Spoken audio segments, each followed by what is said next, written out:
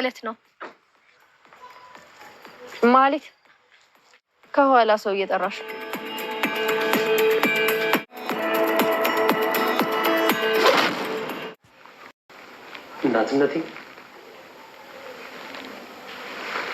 እናትነቴ ነሽ ቅድስት? ምን ማለት ነው ደግሞ ይሄ? እስቲ ቁጭ በይ። ጉቦና ማባበያ አትላኪማ።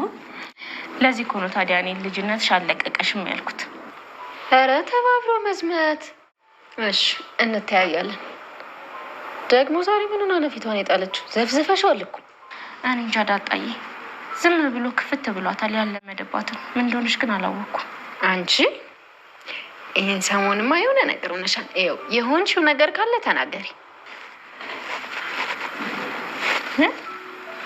ምንድን ነው ደግሞ ይሄን ሰሞን?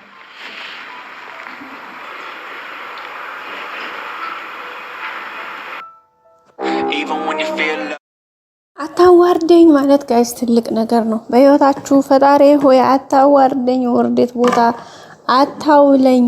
ጌታ ሆይ ትንሽ ቦታ አታውለኝ፣ ከክብር ወረዴ ቦታ አታውለኝ ማለት እንዴት አይነት ጸሎት መሰላችሁ ቤተሰቦቼ። እንግዲህ በሚገርም ሁኔታ ትልቂቱ ሴትዮ ወይዘሮ ማህሌት እንግዲህ ወርዳ ተዋርዳ የማይሆን ቦታ ነው የተገኘችው። እንግዲህ የተሰጣትን ክብር፣ የተሰጣትን ሞገስ፣ የተሰጣትን እያንዳንዱ ነገር ባለማወቋ የወረደችበት ውርዴት ውርዴት ዛሬ አኮናድቧታል ማለት ነው። እንግዲህ እያንዳንዱ ታይም ላይ ሲሰጣት የነበረው ክብር ሞገሷ ሁሉ አልቆ ይኸው ዛሬ እንግዲህ ባያችሁት መልኩ ተዋርዳ። የሚገርመው ዳጣ ራሱ ስታታልላት እንግዲህ ምንም ከዚህ በላይ ምን አለ? እና በጣም ነው የሚገርመው። ያው ተናዳለች። አሁን ላይ እንግዲህ በጣም የራሷን ስራ ነው የሰራችው በሚገርም ሁኔታ። ከሷ የበለጠ ሰው ተገኝቶ እንግዲህ ዳጣን በገንዘብ ልትለውጥ ገንዘብ ልትገዛ ብዙ ነገር ሞክራለች። ከመሞከርም አልፋ ሄዳለች በሷ ቤት በማህሌት አስተሳሰብ ማለት ነው። ግን ዳጣ ደግሞ ይሄንን የመሰለው ወርቃማ ቻንስ ላለማሳለፍ ብላ ለመድብል ሹክ ስትለው ነገር ይሾው ሄዶ ቆንጆ መስመር ይዞ ቁጭ አለ ማለት ነው። ያ ማለት እንግዲህ ደህና ለመድብል ምን የመሰለ ወጥመድ በተለይ ቅድስቲ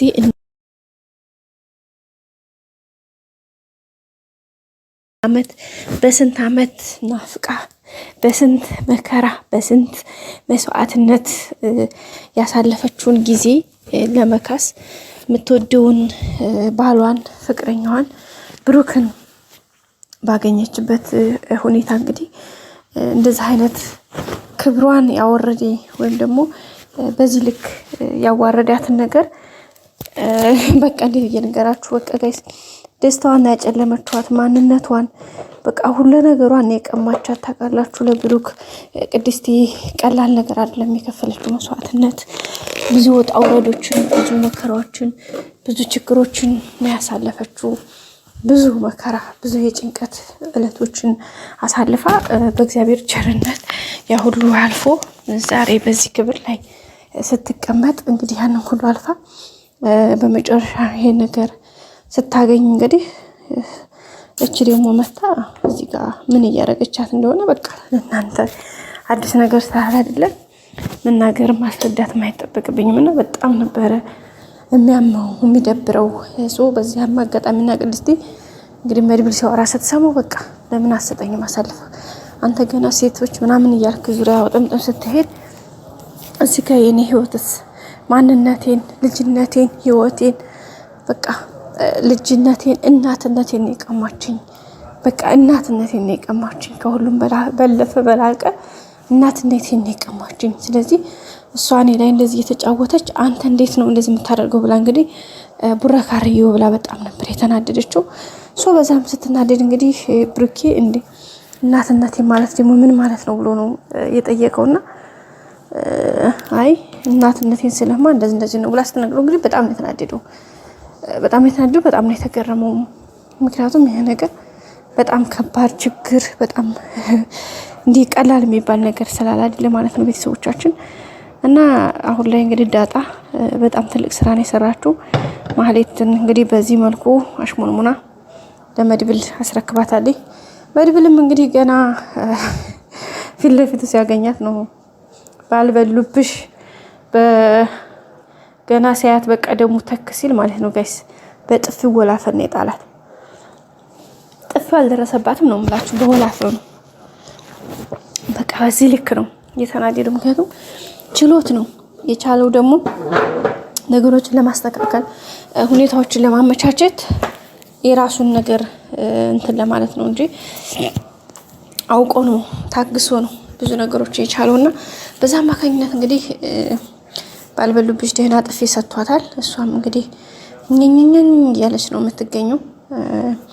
ስለዚህ አሁን ያው ምንም ያው መቃብር አፋፍ መውረዷ ገብቷታል። ስለዚህ ያው መጨረሻ ላይ እንግዲህ ሁኔታ ነገሩ በድል ተጠናቀቀ ማለት ነው።